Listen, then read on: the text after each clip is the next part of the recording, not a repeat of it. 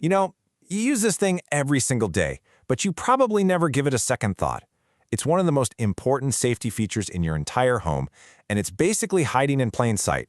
Today, we're going to unplug that mystery and figure out what electrical grounding is all about. Let's get into it.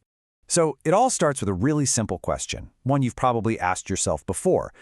You look at a standard three-pronged plug. You know the two flat ones are doing the work, right? They complete the circuit. But what about that third one, that round or kind of U-shaped pin at the bottom? What is it actually for? Well, I can tell you it's definitely not just for show. That third pin is an absolutely critical safety feature. It's the key to this whole concept of electrical grounding. And trust me, once you understand it, you'll probably look at every outlet in your house a little differently. Okay, so before we jump into the how of it all, we need to clear up the what. You might have heard a couple of different terms thrown around for this, mostly earthing and grounding. So let's just get our vocabulary straight first. For the most part, it really just comes down to where you live. If you're in the UK, you're probably going to hear people say earthing. Over in the US, it's grounding. It's basically the same idea, just a different word. But there's also a subtle technical difference that's kind of cool to know. So if you want to get really precise, the International Electrotechnical Commission, or the IEC, makes a little distinction. Earth specifically means using our actual planet as the reference point. Ground, on the other hand, can be any large conductive body that does the same job. Now, for our purposes today, we're just going to use the terms interchangeably, but hey, it's a neat little detail, right? This whole idea, this essential safety feature, it didn't just appear out of thin air. The concept of using the planet as part of an electrical system, well, that was a long journey. It took a lot of discovery, some wild experiments, and even a few pretty spectacular failures along the way. Believe it or not, the story really starts way back in 1752 with good old Benjamin Franklin and his kite experiment. Then you fast forward to 1835, Samuel Morse actually used the Earth as a return path for his telegraph, which was a really clever way to save on wire.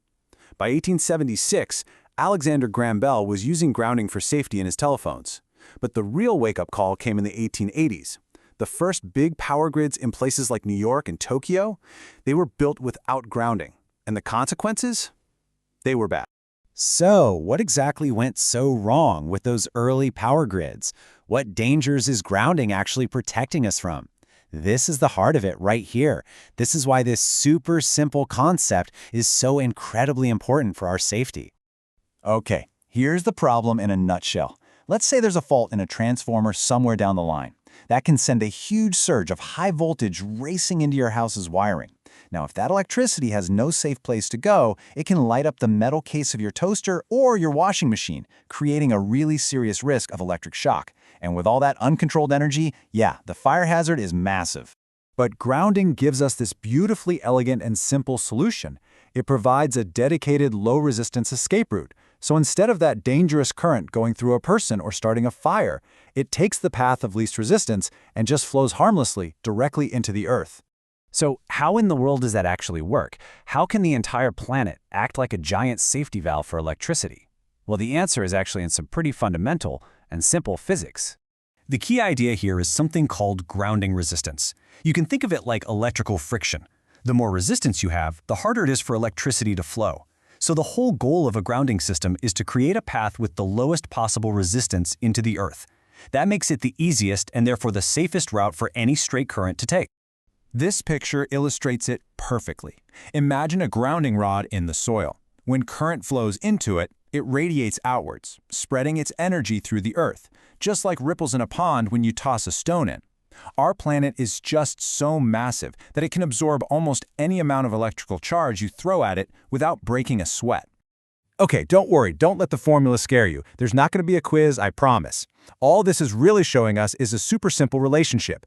As the size of the connection to the Earth, that's the R, gets bigger, the resistance, the R, gets smaller. That's it. It's really that simple. So the big takeaway is crystal clear. The bigger your connection to the Earth, the easier it is for that dangerous electricity to just flow away. It really is like our planet is a giant, infinitely absorbent electrical sponge. And that brings us right back to where we started. That third prong on your plug, that's your personal, direct line to your home's grounding system, which is physically connected to the biggest and most effective safety device we have, planet Earth itself. When you think about it, grounding is a perfect example of an invisible safety system, working silently in the background to protect us all the time. It really makes you wonder, doesn't it? What other invisible systems do you rely on every single day without ever giving them a second thought? Thanks for watching.